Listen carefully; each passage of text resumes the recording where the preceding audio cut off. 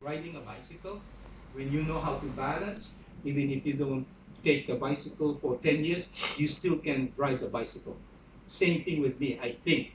You know, if you reach a certain level, you really don't need to practice so much because you understand things already. And if you hold the guitar, I don't want to say this because you might think I'm bragging. I haven't touched the guitar for more than 3 months. It's only now because Yap told me I will play. You know, but I'm not really worried about too much. I forget a lot of pieces. I don't remember half of the pieces I used to play because I never practiced, you know. But technique-wise, and just do like which I like better to demonstrate, to talk to you guys, which is more important to me now. I can do. I can do. I still can do. You know.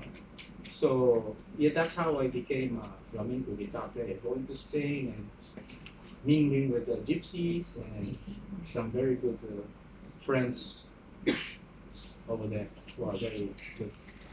Wait, over there. Not just sitting down in a corner and then you practice like a classical guitar player. It's different. Classical guitar player, you have a manuscript and then you look at it, then you memorize it, then you play it. More or less, it's okay. No, flamenco guitar playing is you have to go to a dance school first, learn all the fundamental basic movements of the dancer. I can dance, but you don't want me to dance. No. I can sing also flamenco song, but you don't want to hear me sing. All right? So I have to learn all the basic first because we have the llamada, which is the call. You have the salida, which is the entrance. You have the escobilla, like the grooming of the feet. All those dance choreography, I could say, is measured and you have to know it.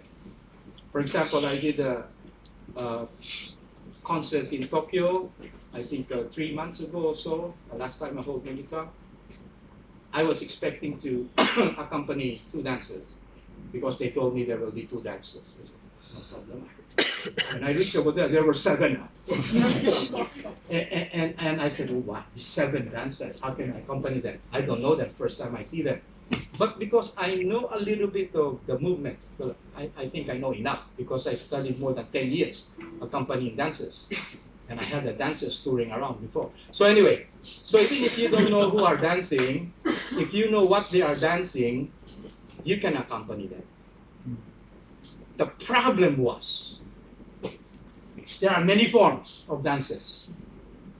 In Spain, the popular ones, the one they are dancing now, Soleá, the one she danced, Bulerías, the one she danced,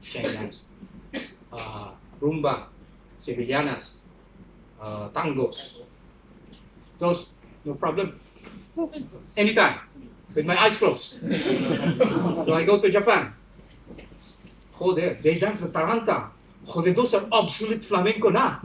Huh? So I have to, wow, taranta is so the Guajira. Nobody plays that anymore in Spain now. You know, but I know it. But I was nervous because they were dancing dances outside Spain for a long time. Maybe they were in Spain 20 years ago. And in those days, we accompanied Taranto, Taranta, Guajira, Colombiana. But now no more. It's changing now. The young generation, they dance so acrobatic. So the music has to be acrobatic, like the bulerias. And they cannot, in Japan, they don't dance those things. So it's a different, for me, it was quite different. I was expecting them to do the same thing I'm doing in Spain, but it was quite obsolete for me, the dances. So I had to recall them, you know. But I think we did a very good job, yeah, because they clap very loud. So yes, it is difficult, yeah, to dance. The singer is a little bit more easier to accompany the singer, but for example, seguidillas. You have the tona, which means when I do this, I'm getting the pitch, but they're already singing, but they're checking the speed, the pitch.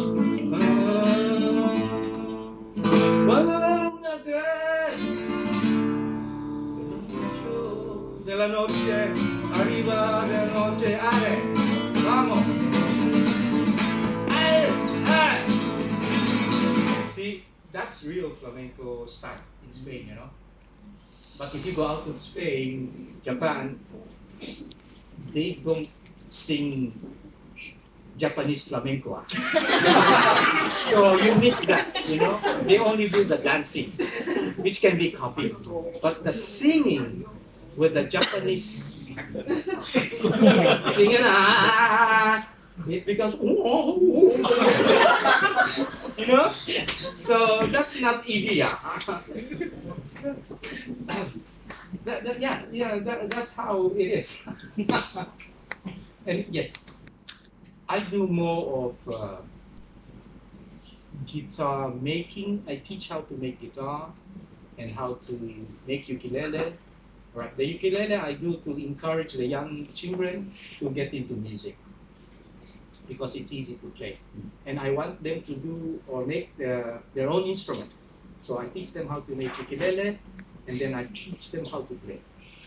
And the parents are very happy because they're the one paying.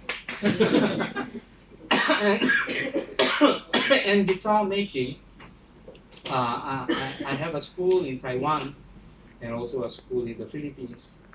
I do that, and most of my students are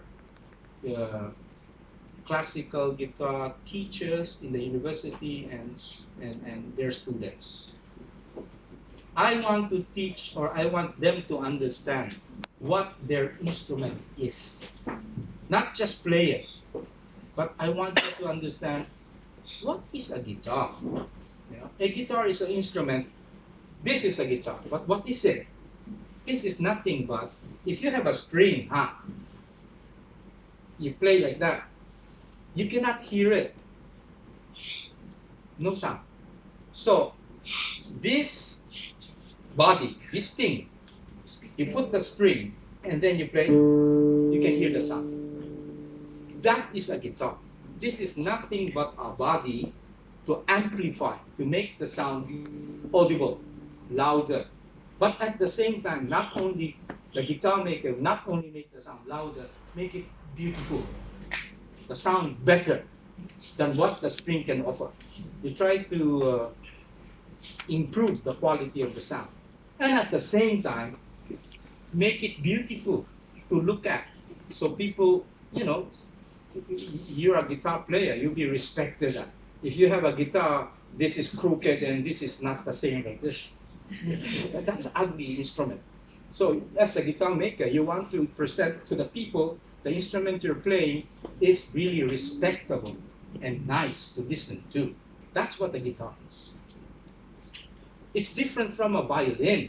You know, the violin, when you play that note, you can go as long as you want. Just as, I mean, if the player can keep it like that, the note will keep on going. But you cannot do that on the guitar. The guitar is like,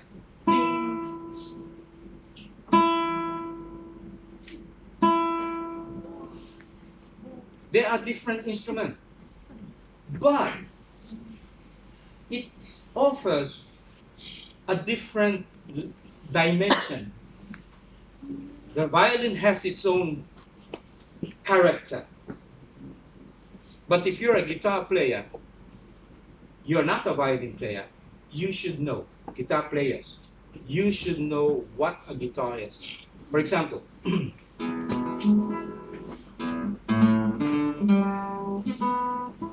so this one is a very standard piece.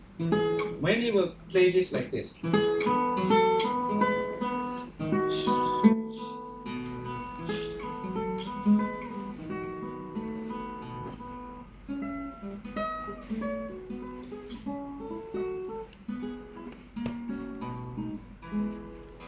nothing wrong with that. But it sure shows, I'm a guitar maker, it sure shows me that you don't understand your guitar. Why? Because the guitar can offer something else. Take advantage of that. So if I will play it, I will wait for the sound to diminish before the next note. So maybe it's going to be slower.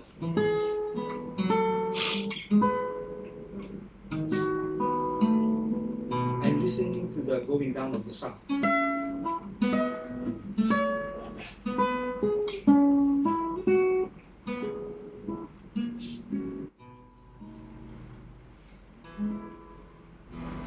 you're more quiet. You're listening to me more. Because I'm playing like the next note is not coming up. Yeah? But that's what the guitar is. If you read, there are many transcriptions from violin to guitar. If you play exactly the same thing as the piece, exactly the same way it is executed on the violin, but you're playing a guitar, you're making a big mistake. The guitar is not a violin in the first place. It's a plucked instrument that the note goes down. The violin can sustain. So, if I will play Bach on the guitar, I will take advantage of the beauty of what my instrument can offer. It's a mixture of musicianship and understanding your instrument. Okay? You cannot just keep on playing your instrument without understanding what your guitar can offer, what your instrument can offer. See? If you listen to old Spanish guitar players from Segovia, there are good guitar players now generation, which are not Spanish, very, very, very, very good. But I can already see they don't understand their instrument because they're not taking advantage of it. The guitar can offer something else, not just read music and play on your instrument. No, you have to mix the character and the possibility of what your instrument can offer you so that the piece will become a transcription, an adaptation to your instrument. It is not a violin. It comes from a violin piece, the transcription, but now you add what your instrument can offer. You mix it, then it becomes a very good interpretation. That's what we call interpretation. Why do we transcribe in the first place from piano to guitar, from violin to guitar? Why do we do that? Who knows the answer? Albeni's piece in the guitar when it's written for the piano. Why? Understand that. Okay, very simple answer. Because we want to know how your instrument interprets that composition. So why do we have to transcribe if it's the same banana, huh? No need, just play it on the piano, finish. But I want to listen how it will sound on my instrument, on the guitar. So you have to know what your guitar is in the first place, where you can interpret it on the guitar, the way the guitar wants it to be sounded. You know? That's very important for guitar players, you know. You have to know your instrument. It's not just playing virtuoso. No. That's no good. That's no good. There is this composition, huh? This, I cannot play anymore, but anyway.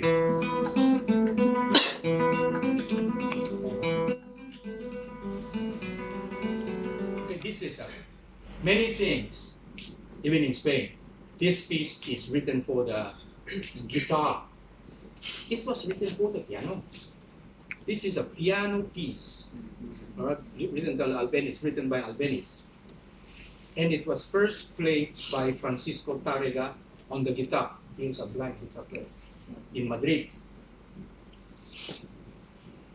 And in that concert, the composer, Albeniz, was there. He was there. It was in the Teatro Madrid. I know the place. Anyway, so when Tárrega played that, Albeniz was there. He heard it for the first time on the guitar. And he said, this is exactly the sound I am looking for. Not on the piano. But he found what he was happy, or he was really like, this is the sound I'm looking for. And it was played on the guitar. So what does that mean? It means that the guitar has a different character. It can do something that the piano cannot do, the violin cannot do, the guitar can do. Guitar cannot do violin, you have to know that too. Guitar cannot do piano, because I'm a guitar. This is a guitar, this is not a violin. You have to know those things. If you are a guitar player, you have to know your instrument. I'm always telling the same story all the time. You know? Because most of them play very good. They're virtuoso. Your finger is good, but you don't know what you're doing. It's the problem. You have to know your instrument, what it can offer. It's a very beautiful instrument, very delicate, different. And then if you understand your instrument, you fall in love with your instrument because it's tells you something inside. And then maybe the inspiration will come. And then maybe you will practice 25 hours a day because you're in love with your instrument. It's something like that. Okay. Can we hear the